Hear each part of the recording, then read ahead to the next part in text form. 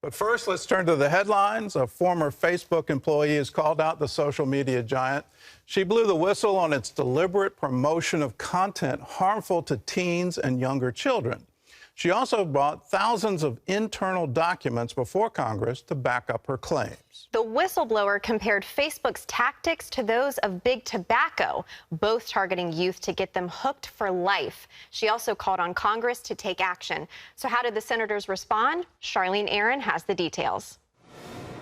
In stunning testimony before a Senate subcommittee, whistleblower Frances Haugen revealed research that shows how Facebook puts profits over people and particularly harms young girls. The choices being made inside of Facebook are disastrous for our children, for our public safety, for our privacy, and for our democracy.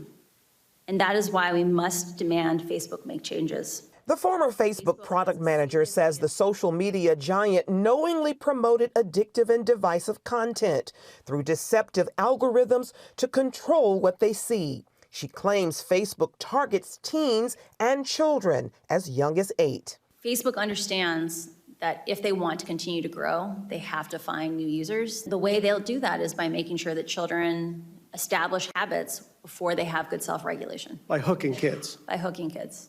Haugen released thousands of internal documents showing the company's own research revealed Facebook's Instagram has a negative impact on teen girls. 1 in 3 girls felt worse about their body image, added to feelings of anxiety and depression. The company knowingly marketed dangerous content regarding eating disorders and self-harm to kids. Donna Rice Hughes, president and CEO of Enough is Enough, highlighted the problem on CBN's Faith Nation. It's very toxic for teen girls. We know that in particular, tween girls, 12 to 14 years, when they're starting to go through puberty, they're particularly vulnerable to body shaming, to comparison, to peer pressure, to bullying. Kids younger than 13 can get onto these platforms, all of them including Facebook. And so Facebook has known this. They have absolutely no age verification technology in place. Haugen compared Facebook to the tobacco industry, saying both target young kids who get addicted. It's absolutely true. Hook them young and keep them on for life. Dan Gaynor of the Media Research Center says parents must closely monitor their kids' online activity. You've got to, periodically look at your kids' phones. Like, oh, you have 7 new apps on the phone. What are these? Lawmakers responding to Haugen's call to regulate the social media giant. Here's my message for Mark Zuckerberg.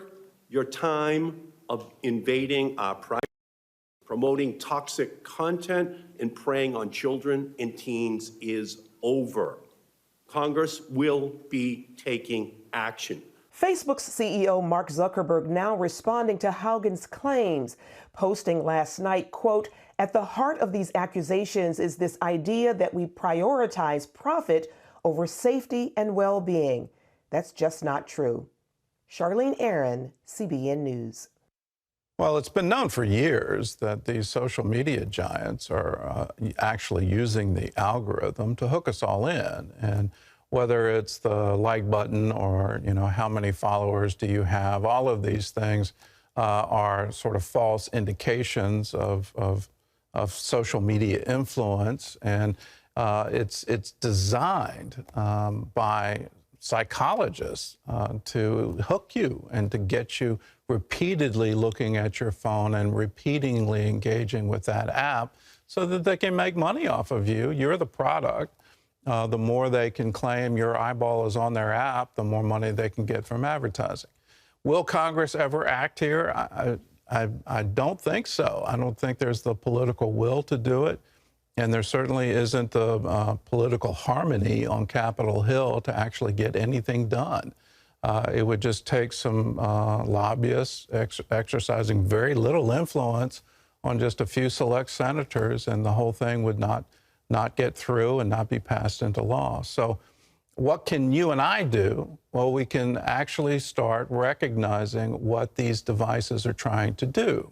They're trying to distract us. They're trying to get us to engage in it. And you can set limits on what you allow yourself to do in sharing information. Realize you are the product. Don't let them take advantage of you. Limit your time on the device. One of the wonderful things that I have to applaud Apple, they're giving you a report now how much screen time. The reason they're doing that is they're trying to encourage you to reduce your screen time. So take that advice, reduce it, and have a better life. Well, in other news, the Attorney General is mobilizing the Department of Justice to address threats and harassment against school boards. This is unbelievable to me. Talk about a chilling effect on free speech. Just imagine you go and make a protest at a school board meeting, and now the FBI is going to start tracking you, and they're going to start thinking this is some kind of domestic terrorism and that you should be put on a list and tracked. This is unbelievable, and it has no place in a free and open society. John Jessup has more on that story from our CBN News Bureau in Washington. John? Thanks, Gordon. As you were saying, this week, Attorney General Merrick Garland ordered the FBI and U.S. attorneys to meet with state and local authorities to come up with strategies to fight what he calls a disturbing trend of harassment, intimidation, and threats against school board members nationwide. The memo coming just days after the National School Boards Association sent a letter to President Biden calling for action in the wake of contentious, sometimes raucous public meetings.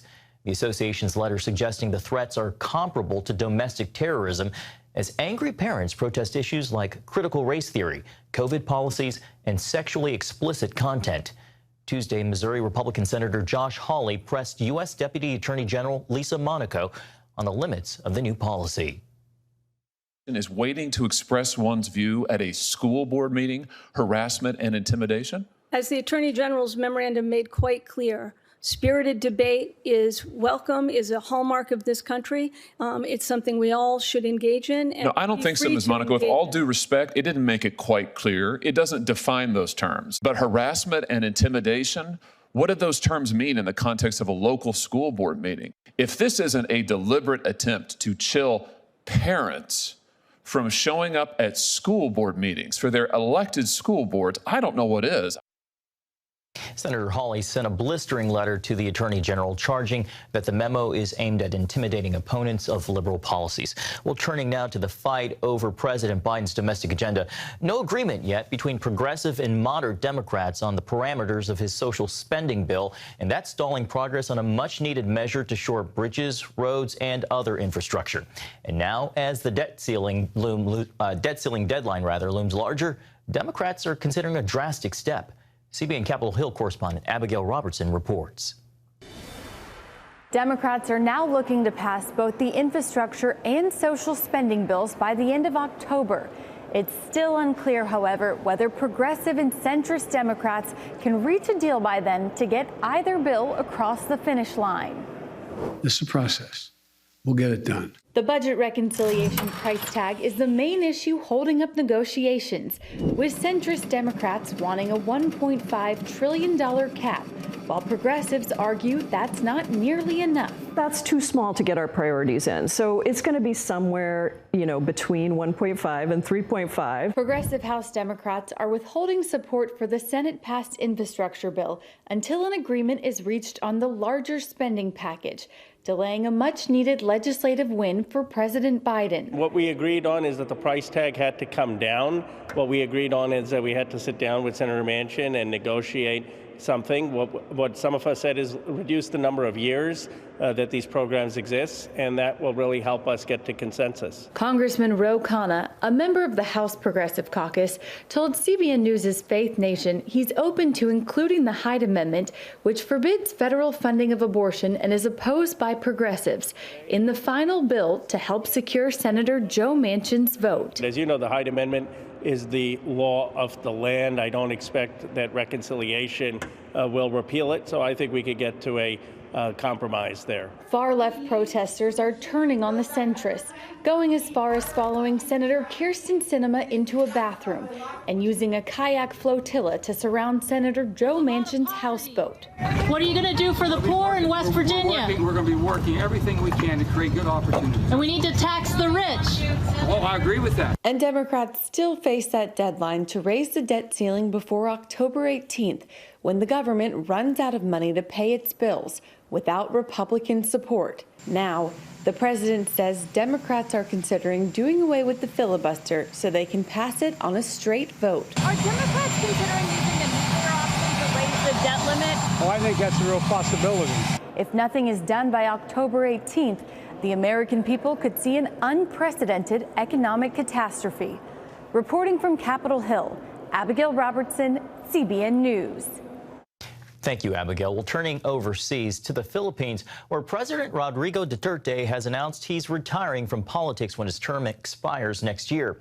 One potential replacement, world boxing legend Manny Pacquiao, who's stepping out of the boxing ring to enter a new arena, presidential politics. CBN's Lucille Tolusan has more in this exclusive interview.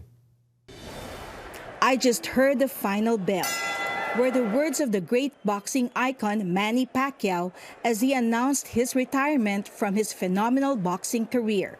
Spanning 4 decades, he became the only boxer to win 12 world titles in 8 divisions.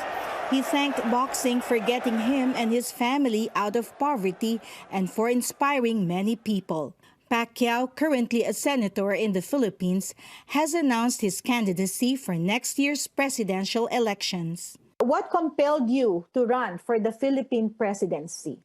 I already announced my retirement and I want to focus to a bigger fight in life, which is serving people, fighting against corruption and injustice. Part of that corruption deals with $200 million in unaccounted aid for the pandemic. Pacquiao has questioned 4 government agencies for alleged misuse. I saw the situation of this country is really bad. People are suffering, and what I saw is hopeless. Our people deserve a better future. I always believe that God has a purpose for me, and He raised me from nothing into something for a purpose. Not only giving inspiration to the people, but also to help them and fight for them. What is your answer to, people who tell you that it is going to be a very difficult fight because you're up against corrupt people who are also in power? One of my favorite verses is in Isaiah 41 verse 10. It says, so do not fear, for I am with you. Do not be dismayed, for I am your God. I will strengthen you and help you. I will uphold you with my righteous right hand. So only to God we fear. We have fear. The most important thing, we glorify God in our daily lives. Lucille Tolusan, CBN News, Manila. Thanks, Lucille. Gordon, you spent years in ministry in the Philippines. You think he stands a chance? Absolutely. Manny's a friend. He's a very dedicated Christian. He's put it all on the line, obviously, in a boxing ring. And just imagine 4 decades in that kind of combat. It definitely prepares you for politics in the Philippines. If you think politics is rough and tumble here in the United States, the Philippines is a whole nother matter. But I admire the new generation of Christians coming up and saying we need to stand against corruption. We need to stand against these spiritual forces, wickedness in high places. We need to do that because righteousness exalts a nation. If the Philippines can turn around, it could be a shining light to all of Asia, to all of the world, as to what can happen when a nation fears the Lord. So congratulations, Manny, for throwing your hat into the ring, and you have my best wishes.